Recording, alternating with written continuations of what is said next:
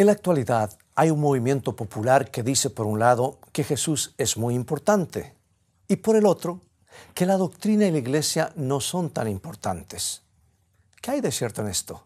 Toma tu Biblia y en un momento más regresaré para que la estudiemos juntos.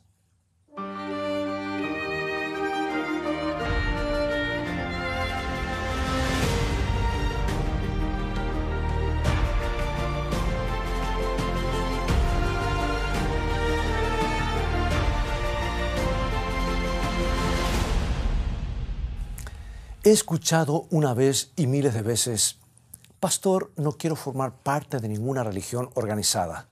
Solo quiero que me bautice en Jesús, pero no en una iglesia. Bien, para ser franco, puedo identificarme con esa clase de frustración, porque la religión organizada implica un montón de gente que se reúne bajo un techo. Y cada vez que juntas un grupo de personas que provienen de diferentes ámbitos de la vida, te arriesgas a tener algún tipo de problemas, porque todos somos un poco cortos de vista y todos tenemos agendas personales que entran en conflicto con las agendas de los demás. Cuando consideramos los problemas que suelen venir con la religión organizada y el daño que se ha hecho en el nombre del cristianismo organizado, pregunto, ¿podemos pensar que Dios nunca quiso que la iglesia se organizara? ¿Quiere decir que los creyentes deberíamos asociarnos libremente en vez de tener una organización establecida o un grupo formal? Bueno, uno de los grandes y tal vez de los más grandes intelectos del siglo pasado tuvo conflicto con la idea de la religión organizada. Muchos de sus biógrafos han dicho que Albert Einstein decía que la iglesia organizada era bastante desagradable. Ahora, si piensas que Einstein no tenía formación religiosa, quiero contarte que no es así. Lo confirmó en una entrevista publicada por el Saturday Evening Post en 1929. Le preguntaron, ¿hasta qué punto ha sido influenciado por el cristianismo? Y él respondió, cuando niño recibí instrucción tanto de la Biblia como del Talmud. Soy judío, pero siempre me ha cautivado la luminosa figura del Nazareno. El Nazareno era obviamente Jesucristo, lo que nos indica que Einstein no solo se estaba refiriendo a Dios, sino que también había estudiado la vida de Cristo y lo había encontrado irresistible.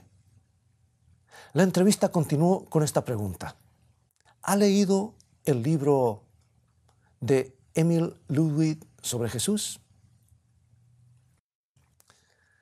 Déjame apretar el botón de pausa aquí por un momento, así puedo explicarte el trasfondo de esa pregunta.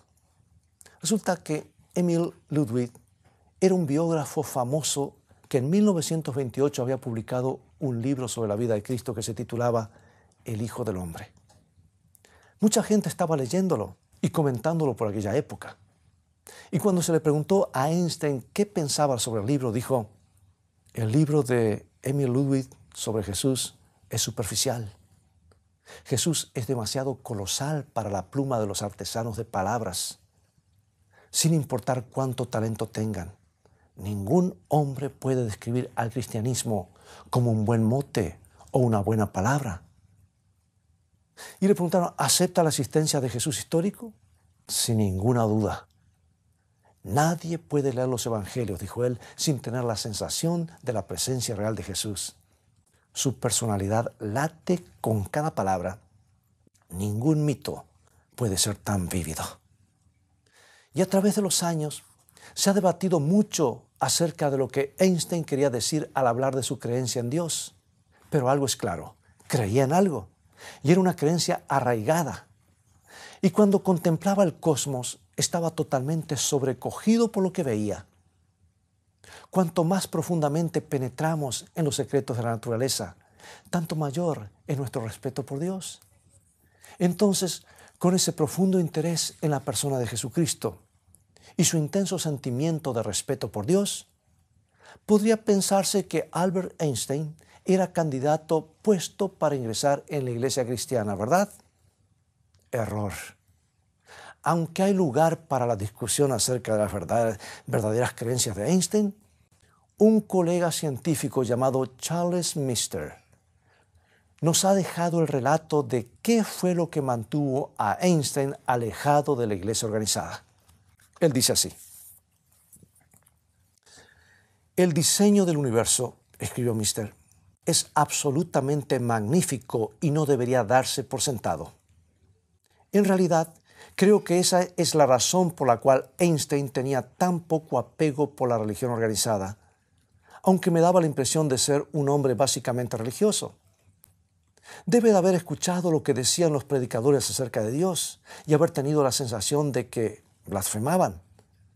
Él había visto mucho más majestuosidad de la que ellos podían imaginar y le daba la impresión de que no hablaban de algo real.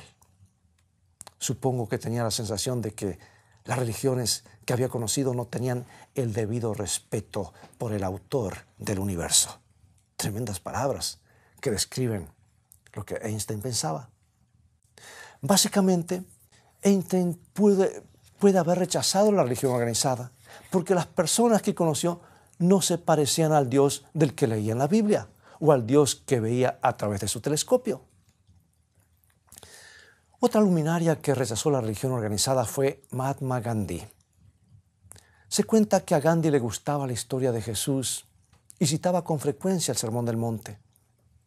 Entonces, un misionero llamado E. Stanley Jones no pudo con su curiosidad y le preguntó a Gandhi por qué había rechazado a Cristo y no se había vuelto cristiano.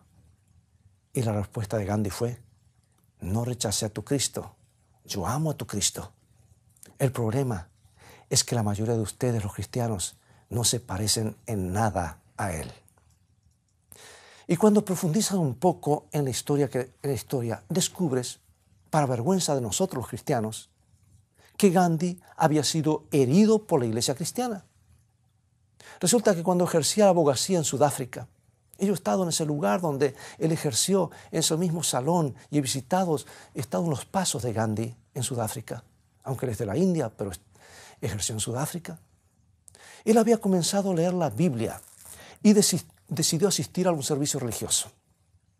Sin embargo, al llegar a la iglesia, un hombre al que no le agradaba su etnia o su parecer lo expulsó. Y desde ese momento en más, Gandhi decidió que aceptaría algunas de las enseñanzas de Jesús, pero que jamás tendría ninguna relación formal con la iglesia cristiana. Y lo más triste es que miles, quizás millones de personas sienten lo mismo. Aman las palabras de Jesús y tienen deseos de ser sus seguidores, pero cuando miran a la iglesia cristiana, muchas veces no pueden conciliar lo que ven en ella con lo que leen en la Biblia. Y con mucha vergüenza tenemos que aceptar nuestra responsabilidad por los sentimientos adversos que muchos tienen contra la iglesia. Pero he descubierto que no todos los que dudan en formar parte de una iglesia organizada han sido heridos u ofendidos. A veces es solo cuestión de no querer ataduras o compromisos. A veces solo se trata de personas que prefieren un cristianismo de llanero solitario. Y pregunto, ¿qué significa esa expresión? Cristianismo de llanero solitario. Me refiero al sentimiento de autosuficiencia y de independencia que lleva a algunos a creer que pueden ser buenos cristianos por sus propios medios. Ese es el tema que quiero hablarte hoy. Nunca olvidaré un muchacho que se llamaba Steven y vino a verme una tarde para plantearme el tema que hemos estado hablando. Pastor, me gusta lo que escucho hablar acerca de Jesús, pero no quiero bautizarme en ninguna iglesia ni tener que vivir bajo una montaña de doctrinas. Tan solo quiero bautizarme en Jesús, me dijo. Bien, para comenzar, todo ese razonamiento está viciado de nulidad porque, aunque es muy popular la creencia de que se puede seguir a Jesús sin doctrinas, no es lo que dice la Biblia. En el libro de Marcos, en el capítulo 1, se narra cuando Jesús estaba enseñando en la sinagoga y sanó a un hombre que estaba poseído por un espíritu inmundo. La Biblia dice que el hombre estaba escuchando a Jesús maravillado con su doctrina. Yo comprendo que en algunos círculos la palabra doctrina se ha convertido en algo negativo, pero no ese es el sentido que tiene esa palabra en la Biblia. Porque doctrina significa enseñanzas. Y si hubo algo que Jesús hizo permanentemente fue enseñar. Por eso decir que amamos a Jesús pero rechazamos la doctrina es algo verdaderamente extraño. Es como si yo dijera que amo a mi esposa pero no puedo soportar nada de lo que cree o me dice. Si amas a Jesús y eres su discípulo, aceptarás sus enseñanzas automáticamente, todas, no parte de ellas. Por eso, amigos, es que la Biblia a sus seguidores los llama discípulos, porque son disciplinarios o enseñados por Jesús, son disciplinados, mejor dicho, enseñados por el gran Maestro, Cristo Jesús. Cuando te bautizas en Cristo, le estás diciendo al mundo que crees en las cosas con las que se identifica Jesús. Y esas cosas son sus enseñanzas, o sea, sus doctrinas. Pero ese es un asunto secundario en nuestro tema de hoy. Cuando Esteban vino y me pidió que lo bautizara en Cristo, pero sin bautizarlo en la iglesia, generó un nuevo interrogante. ¿Es posible hacer eso? Para responderlo, demos una mirada a lo que nos dice la Biblia en el libro de Hechos. Pedro estaba predicando en el día del Pentecostés cuando 3,000 personas se decidieron por Cristo. Y cuando sus corazones estuvieron dispuestos y quisieron saber lo que tenían que hacer, esto es lo que sucedió tal como dice la Biblia en el libro de Hechos, capítulo 2, versículos 37 y 38. Al oír esto, se compungieron de corazón y dijeron a Pedro y a los otros apóstoles: varones hermanos, ¿qué haremos? Y Pedro les dijo: arrepentíos y bautícese cada uno de vosotros en el nombre de Jesucristo para perdón de los pecados y recibiréis el don del Espíritu Santo. O sea que según la Biblia, no hay duda que Dios nos pide que nos bauticemos. Si has aceptado a Cristo, te has arrepentido de tus pecados, el próximo paso que debes dar es declarar públicamente tu alianza con Cristo a través de la ceremonia del bautismo. Lo más interesante de esa historia es lo que sucedió a las 3,000 personas que fueron bautizadas en los días de Pedro. Presta atención, Hechos 2, 46 y 47. Y perseverando unánimes cada día en el templo, y partiendo el pan en las casas, comían juntos con alegría y sencillez de corazón, alabando a Dios y teniendo favor con todo el pueblo. Y el Señor añadía cada día a la iglesia a los que habían de ser salvos. Bueno, el orden natural de los acontecimientos en la iglesia primitiva fue establecido claramente en el Nuevo Testamento. Primero, las personas se arrepentían de sus pecados y aceptaban el señorío de Jesucristo. Luego eran bautizados como demostración pública de ese hecho y eran añadidos a la iglesia a medida que iban tomando esa decisión. No puede desconocerse que la iglesia del Nuevo Testamento era una iglesia organizada. Al bautizarse pasaban a formar parte de ella y todos tenían una tarea que desempeñar. Bien, he escuchado decir que la expresión de que eran añadidos a la iglesia significa que Dios contaba como suyos a los que habían decidido seguirlo y que la iglesia era un concepto nebuloso y abarcante que no implicaba ninguna organización humana. Yo soy el primero en admitir que muchas de las iglesias de la actualidad están sobrecargadas con cuestiones administrativas y papelería. Pero el Nuevo Testamento no apoya la noción de que la iglesia primitiva fuera informal y que no tuviera ningún tipo de estructura organizada. Seamos honestos y analicemos los acontecimientos.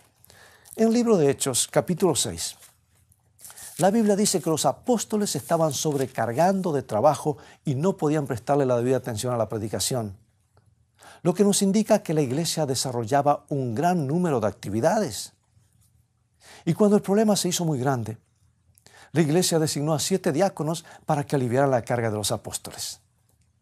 La idea era hacer una división de las labores para que la iglesia pudiera avanzar más eficientemente. Entonces, en el capítulo 15 de los Hechos, leemos que la iglesia organizó un concilio en el que Santiago ofició como presidente y donde los discípulos se sometieron a la autoridad del concilio. Eso me suena a religión organizada, ¿verdad? Y en las cartas que Pablo le escribió a Timoteo, establece las responsabilidades que los ancianos y los diáconos tenían en la iglesia, lo que constituye evidencia adicional de que la iglesia estaba bastante bien organizada. Y cuando, amigos, reunimos toda la evidencia que hay en la Biblia, nos quedamos sin argumentos para decir que no había una iglesia organizada. Fue entonces cuando le dije a Esteban, Steve, le dije, pienso que el problema no es que no veas ninguna evidencia de organización en la Biblia. Creo que el problema es que te gusta ser un poco parásito. Y para ser franco, Steven era un muchacho trabajador que se hacía cargo de sus responsabilidades y proveía todo lo necesario para su familia. Sabía que esa expresión iba a molestarlo un poco. ¿Y qué quiere decir?, me preguntó. Bien, le dije, ¿te gusta asistir a mis reuniones? ¿Verdad? Sí. ¿Te gustaría ir a la iglesia de vez en cuando? ¿No es así? Asintió con la cabeza. Steve, le dije, todo eso es parte de la religión organizada. Me da la impresión de que quieres recibir los beneficios de la organización, pero no quieres participar. Y ese es un problema bíblico. Ahora bien, ¿por qué lo llamo un problema bíblico? Por la ilustración que Pablo nos da en la primera carta a los Corintios. Y en la primera carta a los Corintios, en el capítulo 12, el apóstol nos dice que Dios nos ha dado dones especiales para terminar la tarea de compartir el Evangelio. Y esto es lo que dice 1 Corintios 12, 18 al 21. Escucha. Mas ahora Dios ha colocado los miembros, cada uno de ellos, en el cuerpo, como Él quiso. Porque si todos fueran un solo miembro, ¿dónde estaría el cuerpo? Pero ahora son muchos los miembros, pero el cuerpo es uno solo. Ni el ojo puede decir a la mano, no te necesito, ni tampoco la cabeza a los pies, no tengo necesidad de vosotros. O sea que esto es lo que quiere decir Pablo. Todos somos miembros del cuerpo de Cristo, la iglesia. Y todos tenemos distintos roles dentro de la iglesia. La Biblia nos dice que algunos tienen el don de la sabiduría, otros el don de la oración, otros el de la enseñanza o de predicación. Pero todos juntos debemos llevar el Evangelio a todo el mundo. Ninguno puede decir que no necesita a otras personas, porque nadie que yo conozca tiene un juego de dones completos que le permita ser un llanero solitario cristiano. Enfrentémoslo. El mundo es un lugar muy grande y Jesús le ha dado una tarea a la iglesia: ir y hacer discípulos en todas las naciones, dijo. Y no conozco a nadie que pueda cumplir esa misión en soledad. Esa es la razón por la cual Jesús edificó la iglesia. El cuerpo de Cristo debe actuar en perfecta armonía, como las distintas partes de nuestro cuerpo actúan juntas para lograr cosas especiales. Eso no significa que la iglesia no tenga en su seno algunos cristianos disfuncionales. La Biblia nos dice que todos hemos pecado y estamos destituidos de la gloria de Dios. Así que tenemos que saber que somos una organización llena de pecadores y que se van a cometer errores. Incluso de vez en cuando podrán ocurrir cosas muy desagradables. Si has prestado atención a las profecías bíblicas, verás que Pablo predijo una gran apostasía, o sea, una separación de la verdad dentro de la iglesia cristiana. Y por sus cartas sabemos que dedicó mucho de su tiempo a combatir a los que obraban mal y causaban problemas en el seno de la iglesia. Y Jesús mismo vio cómo uno de sus propios discípulos lo traicionaba y lo entregaba en manos del Sanedrín. Por eso Jesús advierte que nos cuidemos de los falsos profetas. No nos dice que nos apartemos de la iglesia, ni que nos mantengamos al margen de la religión organizada. Nos advirtió que habría lobos vestidos de ovejas y se estaba refiriendo a los lobos dentro de la iglesia. Además, Jesús nos dijo que el trigo y la cizaña van a crecer juntos dentro de la iglesia. ¿Hasta cuándo? Hasta la segunda venida. No debería sorprendernos que la religión organizada tenga que enfrentar algunos grandes desafíos, pero eso no significa que Dios no quiera que estés en ella. A pesar de todos tus problemas y a pesar de todos los problemas que tiene la iglesia, esta sigue siendo el lugar más seguro. Y en el libro de Hebreos, el capítulo 10, se nos da esta instrucción maravillosa. Hebreos capítulo 10, versículos 24 y 25.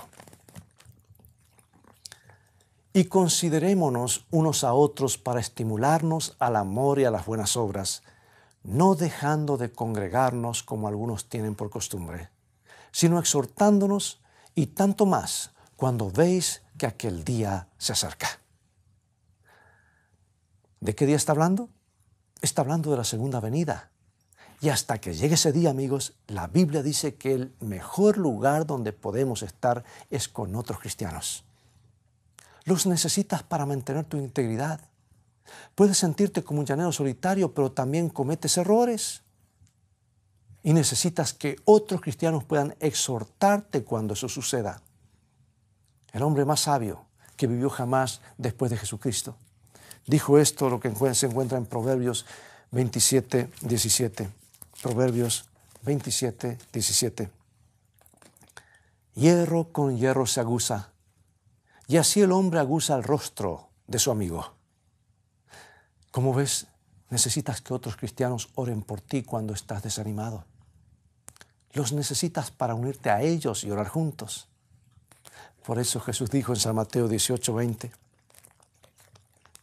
porque donde están 2 o 3 congregados en mi nombre, allí estoy yo en medio de ellos. O sea que no hay lugar para la mentalidad de llanero solitario en la iglesia cristiana. Cuanto más confiamos en nosotros mismos, tanto más proclives somos de los ataques del enemigo. Y el enemigo busca separarnos para conquistar. Y como un león tras la gacela que se ha separado de su manada, el diablo se lanza sobre los que están solitarios y aislados del grupo. No sé si te has dado cuenta de que el apóstol Pedro era bastante independiente. Y cuando Jesús le dijo que el diablo estaba tras él, hirió su orgullo. No le gustó recibir esa advertencia y dijo, Señor, estoy listo para ir contigo a donde te lleven. Iré a la prisión e incluso iré hasta la muerte por ti. Pero pocas horas más tarde, se escabulló entre las sombras fuera del patio y negó a Jesús 3 veces. Y al hacerlo estaba solo. La Biblia nos dice en Lucas 22 que siguió a Jesús todo el tiempo, ufanándose de su propia fortaleza. Y esa es la mejor receta para el desastre. Estoy convencido de que cuando Pedro falló, lo hizo porque estaba solo.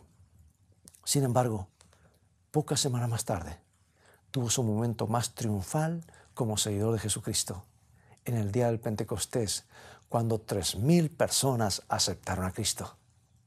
Pero hay un detalle muy interesante. Mira Hechos 2:14. Hechos 2:14. Entonces Pedro, poniéndose en pie con los 11, alzó la voz y les habló. ¿Te diste cuenta? El día de Pentecostés, Pedro no estaba solo. La Biblia dice que se puso en pie con los 11. El día de Pentecostés no realizó un esfuerzo individual, aunque era el predicador.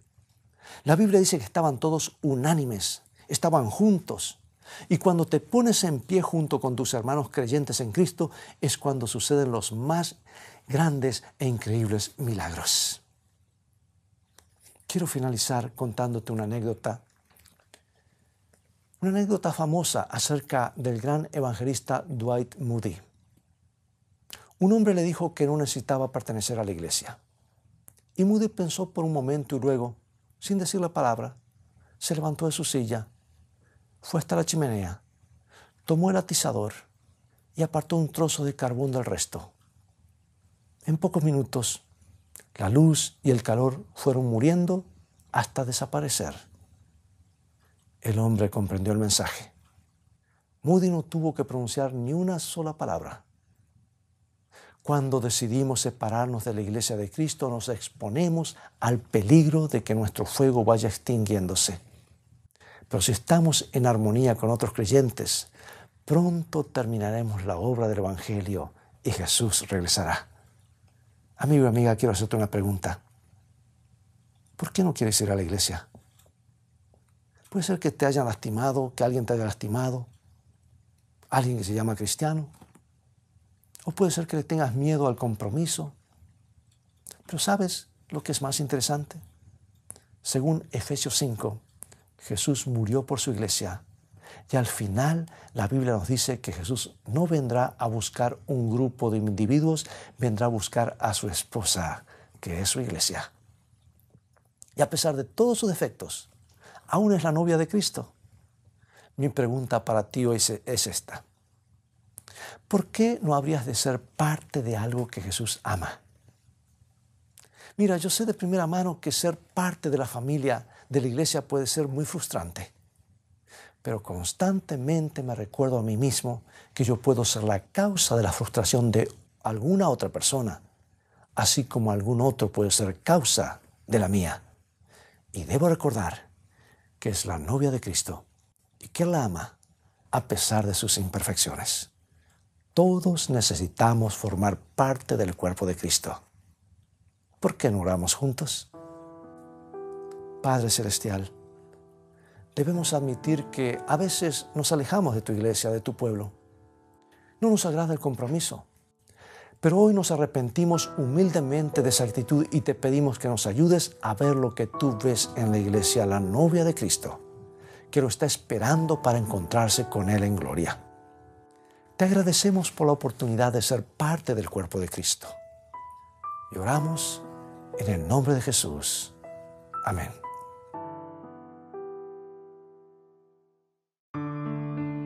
Nuestro Padre Celestial está esperando derramar sobre nosotros la plenitud de sus bendiciones. Es privilegio nuestro beber abundantemente en las fuentes del amor infinito. Qué extraño que oremos tan poco. Dios está pronto y dispuesto a oír la oración sincera del más humilde de sus hijos. ¿Por qué han de ser los hijos e hijas de Dios tan remisos para orar? Cuando la oración es la llave en la mano de la fe para abrir el almacén del cielo, en donde están atesorados los recursos infinitos de la omnipotencia. Dios quiere que seas parte de su pueblo. Él fundó la iglesia tanto en el Antiguo Testamento como en el Nuevo Testamento, con el doble propósito de que unidos podamos crecer mejor y podamos compartir las buenas nuevas al mundo de una manera más rápida. ¿Sabes? Él nunca se equivoca. Es todo el tiempo que tenemos por hoy. Ha llegado el momento de despedirnos. Así que medita en lo que hemos estudiado hoy. Te invito, sin embargo, a seguir estudiando la Biblia, que contiene mensajes de esperanza. Visítanos en nuestro sitio de internet que hemos preparado exclusivamente para ti, escritoestá.tv, donde podrás obtener gratis una variedad de estudios bíblicos. Dios te bendiga y te guarde, y recuerda, escrito está, no solo de pan vivirá el hombre, dijo Jesús, sino de toda palabra que sale de la boca de Dios.